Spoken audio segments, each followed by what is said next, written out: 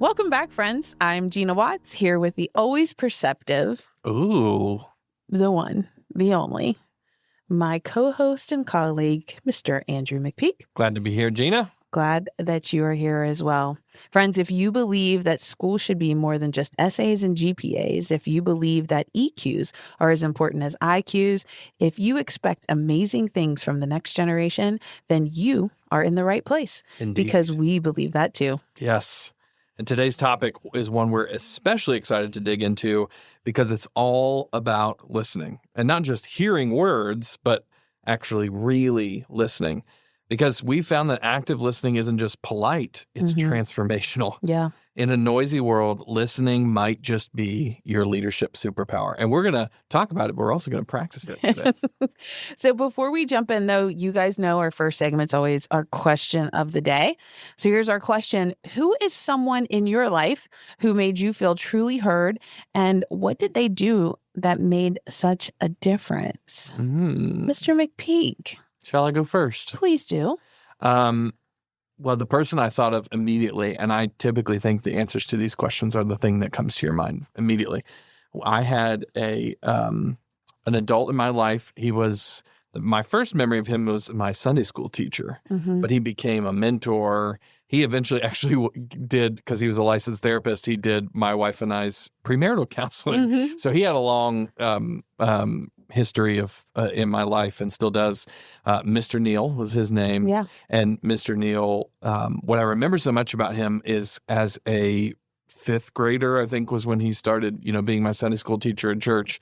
What I remember about him was that I never felt like a fifth grader when I was talking to him.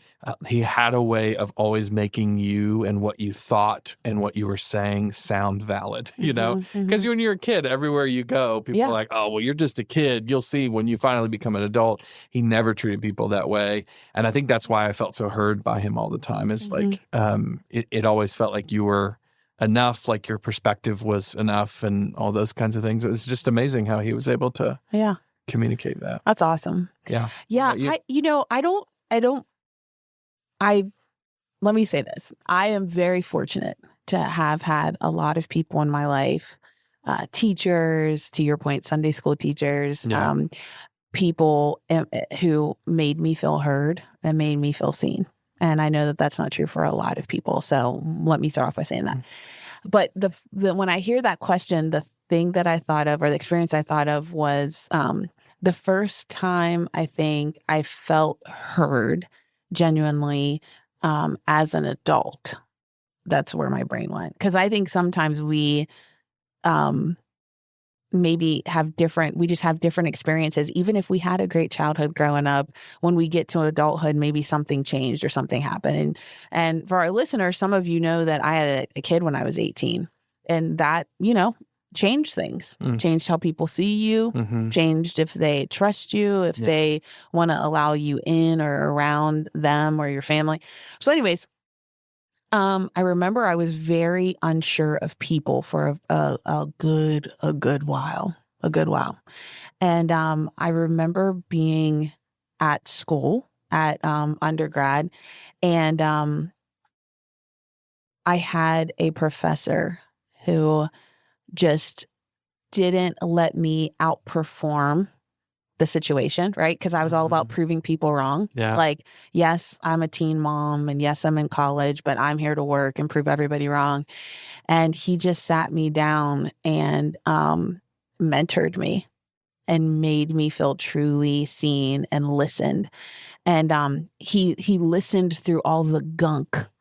He listened through all of the performance. He pushed past all of those things. And his name was Frank Provenzano. And he was my professor of psychology and human development. He is the reason why I have been in the field that I've been in for over 2 decades of nonprofit leadership and development. He just changed the way I thought about myself and the way that I thought about others, and to give people a chance. Yeah. Because I had made up my mind who people were. Yeah. And he just made that space for me. And That was, pretty transformative. That's pretty cool. Yeah. And especially for him to help kind of peel back those layers of you feeling like you had to prove yourself. Yeah. Yeah. And nobody necessarily did that to me as much as I did it to myself. But there wasn't really breaking in. he kind of had his little chisel and hammer. He was like, let me take a crack at this. He was committed to getting there, yeah. And he did. Well, yeah, that's beautiful. Yeah. That is beautiful. Yeah. It strikes me that when someone gives us their full attention, it has power.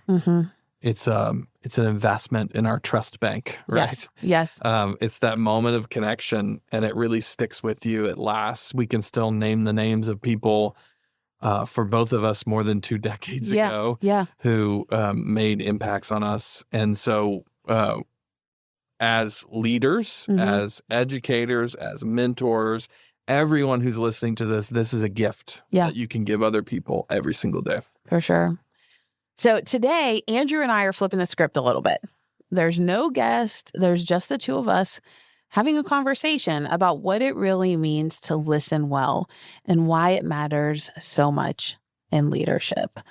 So Andrew, I'd like us to just think about this first question. Why listening is often overlooked in leadership. You know, I have my ideas about leadership and oftentimes how some of us come into leadership, right? Like maybe thinking we might have the answers and that's why we're the leader. But we know from our mentor, John Maxwell, that leadership isn't about title. It's about influence and how you use it. So why don't you share with us maybe about like why you think it's often overlooked as a important thing in leadership? There could be any number of reasons. You know, off the dome, I'm thinking about, I think leaders often feel pressure, right? So everybody listening to this is like, we got numbers we got to hit. I got people I'm trying to make happy. I got problems I'm trying to solve. And sometimes it feels like listening is a luxury. Yeah. You know, and so it gets overlooked in that way. But I also think, you know, I just read a book where a person defined leadership as knowing what to do. And I liked that definition in the sense of like, I think people who say, I think we should do this are perceived as leaders, right, in a group.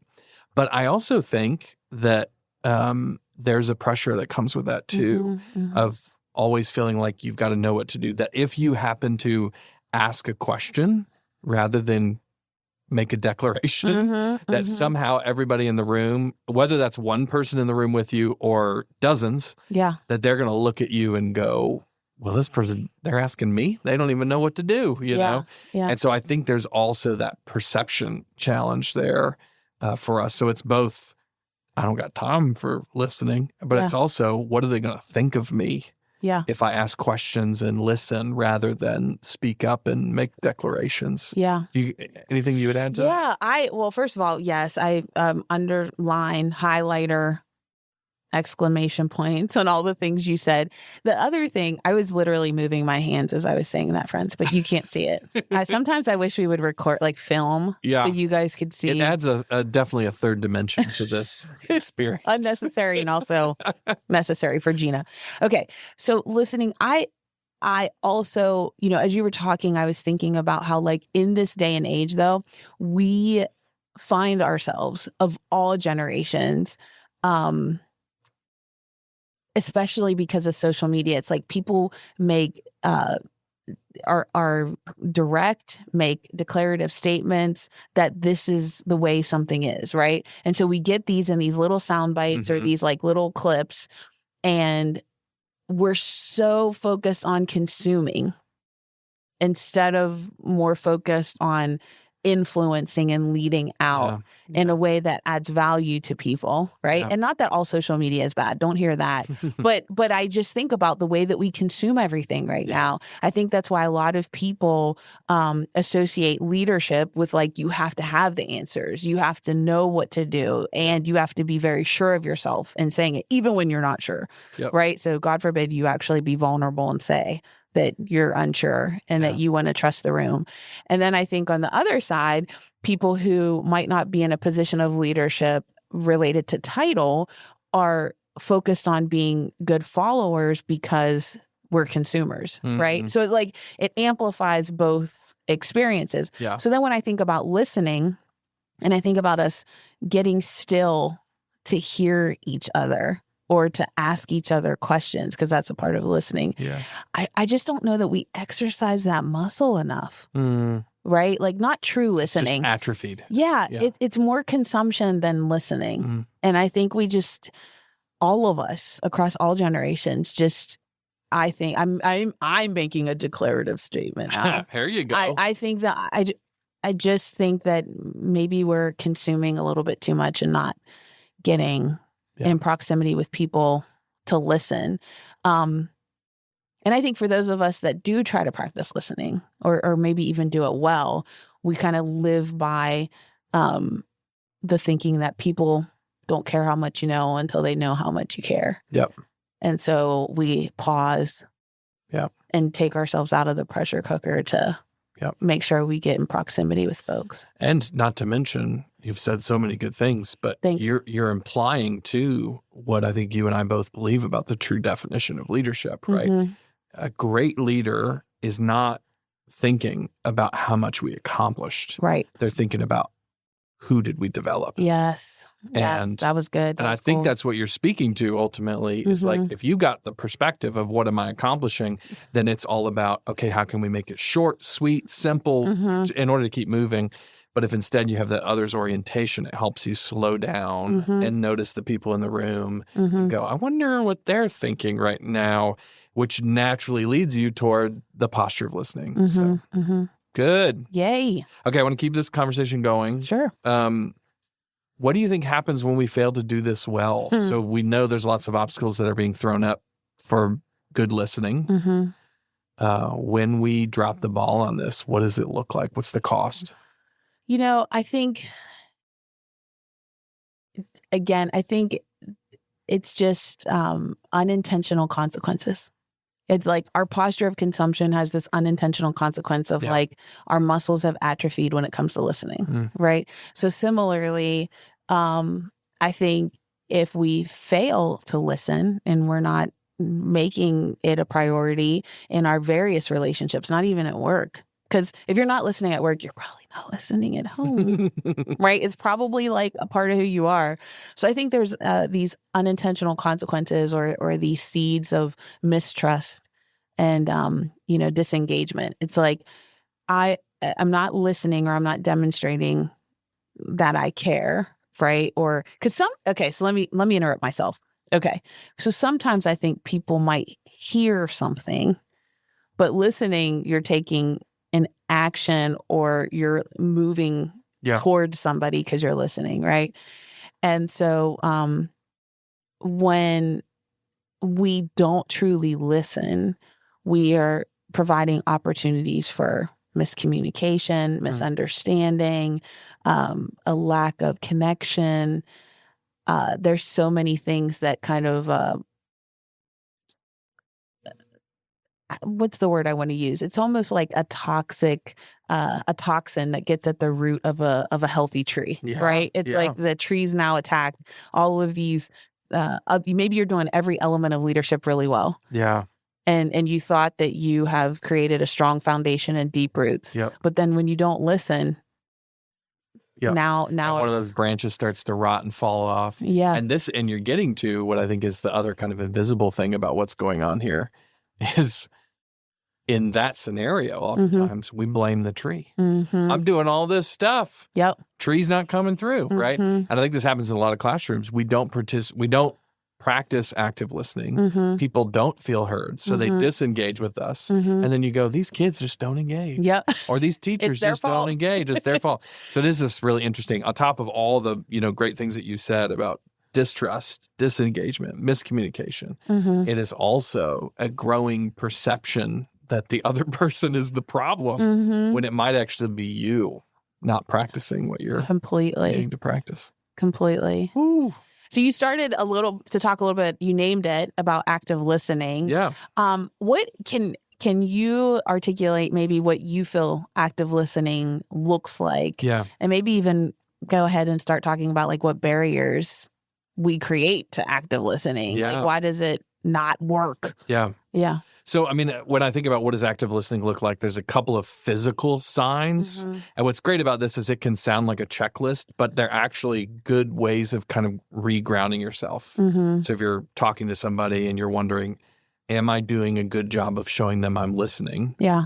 You can kind of go back to your posture. So things like eye contact, what is my body posture right Yep. now?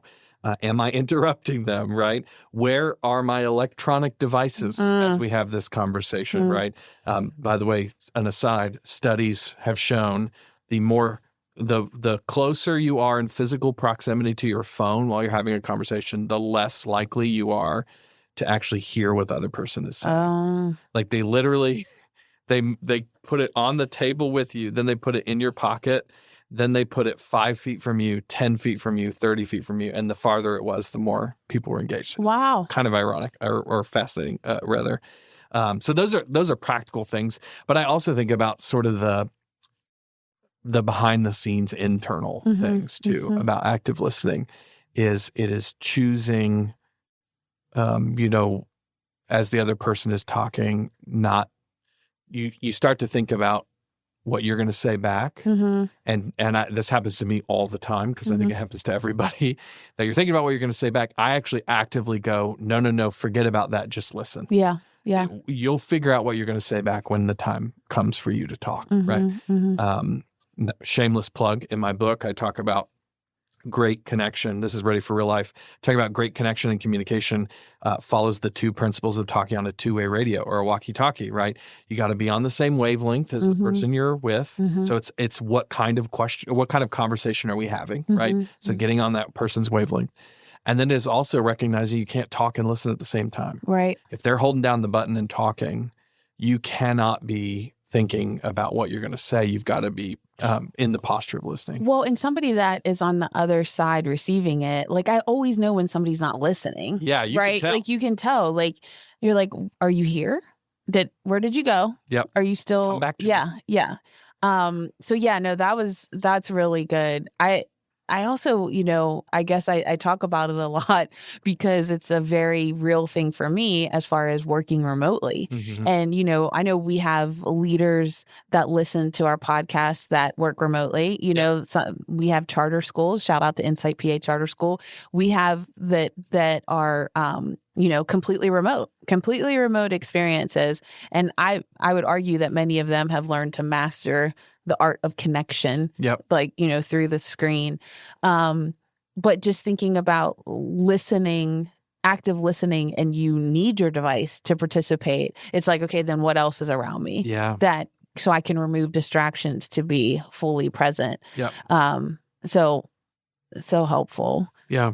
Yeah. Well, you brought up the subject of barriers to active listening. Are there any other ones? We talked about devices, but what else comes to mind? Yeah, I think so as evident probably in our podcast, my mind goes a lot of places.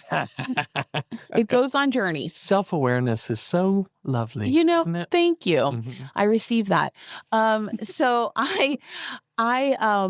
I have to quiet my mind. I have to literally interrupt myself and say, don't go there. Yep. And my natural spirit is maybe that's not my natural. My formed spirit is one of a fixer. And so as somebody's talking and sharing with me, I'm thinking about ways how I can help them make it better. It might not even be broken.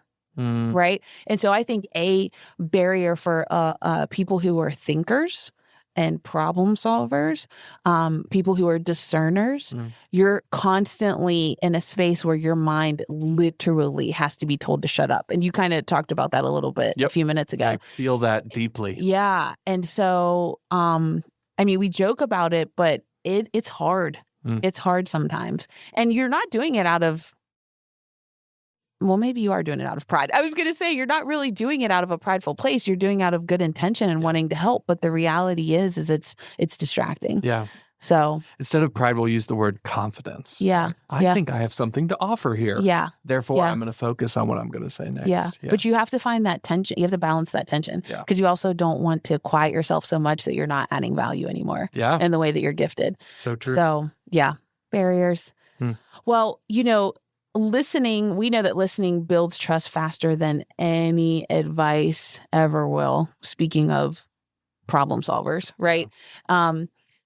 So when you hear that statement, that listening builds trust faster than advice ever will, what are some things that maybe come to your mind? Yeah, well, I mean, I think about being a leader of teams, that has been so true. Yeah. And actually, it has shaped me so much that even when I step on stages now, I make a statement. And this is kind of a second cousin to this, but I feel like it's connected. I make a statement and I say, hey, here's what I want you to do. I'm going to create several opportunities for you to connect with one another in this room while I'm talking, even though I'm the guy up here with the microphone, right? Yeah. And what I'll say is the reason I do that is because I truly believe that the best thing you might hear today is probably going to come from the person sitting next to you rather than the person holding the microphone. And that's because I've seen it be true so many times. I hope I bring a lot of good things to the table, but I also recognize that that so much of the time that one-to-one connection that can happen in a room is always more powerful. And I've come to believe that because of this truth, that when we make space for other people to share and when we lean in and listen, that there's a bond that's formed, the trust that's built, a layer of they've seen me, they know me. You know what comes to mind, Gina, is our organization, Growing Leaders. So just getting meta with you, we brought together two organizations, two nonprofits, Growing Leaders, Maxwell Leadership Foundation. We're now one. And this happened early in 2024. And we recognized that these two teams coming together were missing some trust. Yeah. And that wasn't a symptom of any terrible thing that had gone on. That was just the reality of these 5 people had spent a lot of time together, and this group of people had spent a lot of time together, and now we're going to mash them together. And naturally, there was trust in each of those smaller groups, but not trust across those groups. And we were going to bring in 4 random people. Correct. We threw 4 new random people into the mix. And what we experienced, what I've experienced, like I think about, I've had a delightful experience connecting with one of my teammates, Melissa. And Melissa came from a different team than me. And the other day, we had a one-on-one conversation where we talked for 45 minutes about her daughter and life and questions. And we love to go deep and talk about philosophical stuff that would make other people's eyes roll. And I just realized, like, she and I have a really tight relationship. Yeah. And I don't think that was because of anything I did. It was because of the time I invested in listening to her, getting to know her. What does she think? What's on her mind? What perspective does she have? What strengths does she bring to the table?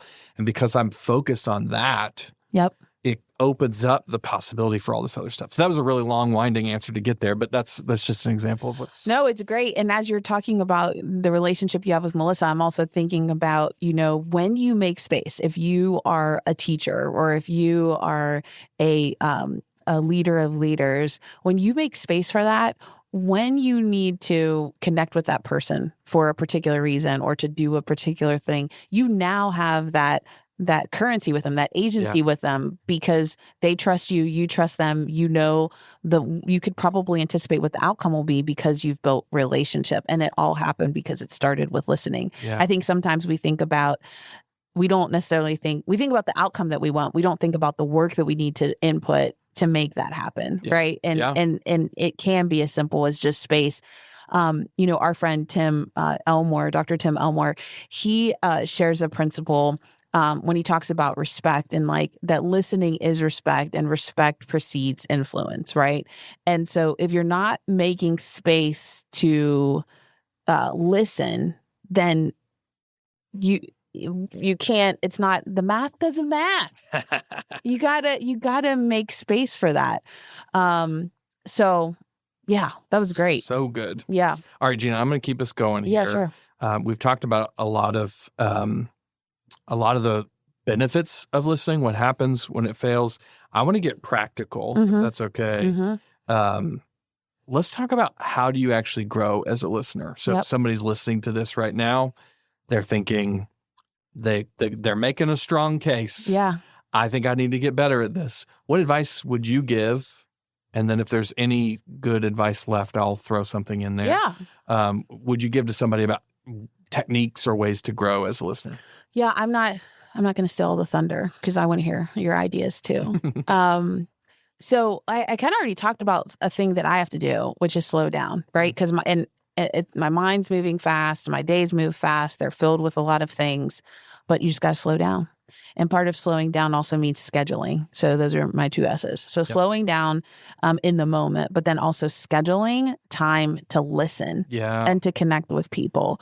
I think that those are very practical things that you can do. And here's the other thing, friends. Like, if you're rewarded often, because this was one of my problems. Well, not problems. It was one of the opportunities I had to grow from. If you're rewarded for your ideas, for problem solving, if you're being recognized and you're being acknowledged for your superpower, and your superpower isn't listening, maybe think about how listening could even amplify your superpower more. So, like, for example, with problem solvers, you're constantly thinking while people are talking. So what if you paused, right? You even scheduled some time and you met with people to listen to them and to hear from them. How much better the solve will be for the problem that was presented.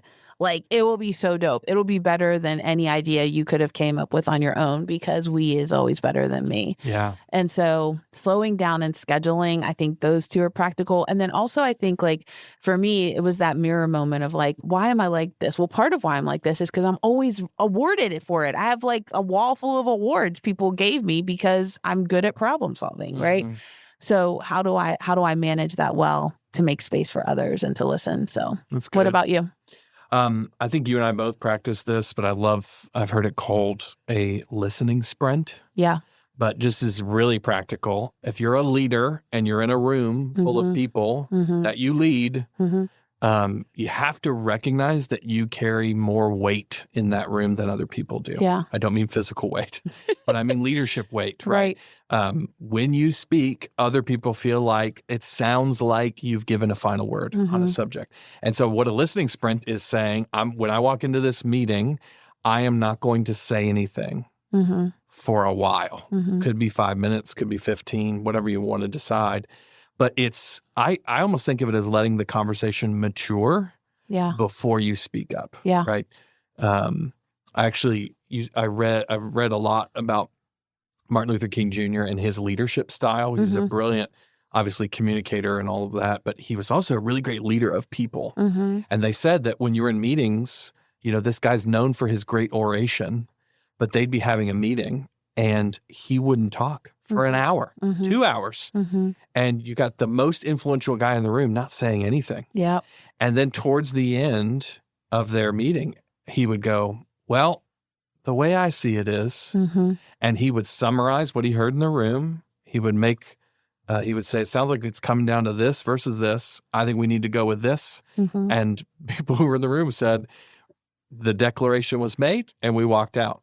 But he could only get there because he had taken the time to listen to what everybody else was going to say. And I think that that's a great thing to practice. Another one I do, especially when I'm in a tense conversation or there's a lot of emotion in the room, before I speak, I always say, here's what I heard you saying to me, and repeat back to them what I think they heard. That's another great technique. I know you and I've talked about practicing what else? Yeah. Tell me more. Yeah. And when you think that, I think there's more here, literally use your words to keep listening. Yep. By saying phrases like that. So that's just some examples of how I think about it. No, that was so good. I was, as you were sharing about Dr. King, I'm like, and oftentimes too, when someone's a figure like that, we only know part of their story because we didn't take time to learn more. But also, just a reminder for those on the call that you might not think that that's your responsibility yet. Dr. King was in his 30s. Yeah. I always remind people of that. I'm like, unfortunately, he lost his life young, but he did so much work. Yeah. And he never reached the age of 40. And so no matter where you find yourself at, in a classroom, over a building, or over a district, you have what is within you to lead well and to listen well. And I think that's just maybe something we could share, just a few things as we wrap up. We know that being leader of leaders, that our folks can sense if we're listening to respond, or if we're listening to hear and be present to them. And we ourselves, as like kind of middle manager leaders, know the same of when we're in spaces and we're wanting to be heard and listened to. And we also know that teams become stronger when people feel heard and respected. And it's not just a one-way street of the leaders responsible. You, as a part of a team, are also just as responsible to making sure there's space for listening. Absolutely. Hey, to get meta with us just for a second here, you and I are sitting down here recording a podcast. We intentionally decided to structure this differently than our normal podcast because we're talking about listening. And we wanted to practice it live. So normally these conversations are a lot more structured, laid out, planned. Instead, we had a couple of notes and we just decided what would it look like to listen, to one another. And so I just love the beauty even of this conversation. And I think a listener who's engaging with us in this would recognize the power of listening is two people sitting across the table, recognizing the value in the other person and not being so concerned with how I'm perceived or what they're going to say about me or what they think about me or is my clothing right or whatever it is, but instead just going, I'm going to decide that person has value and I'm going to communicate it to them, not by how I say it, but by how I practice it and live it and embody it. And that it doesn't have to be more complicated than that. Not at all. It does need to be serious, taken incredibly seriously, but I don't think we need to complicate it. That was really good. That's good. This was so good. It was. Gina. Okay, so we've said a bunch of things to each other. We have. And now we have to be responsible for deciding what the thing that the person said that we thought was really good that needs to be repeated. In other words, we call it a DMI.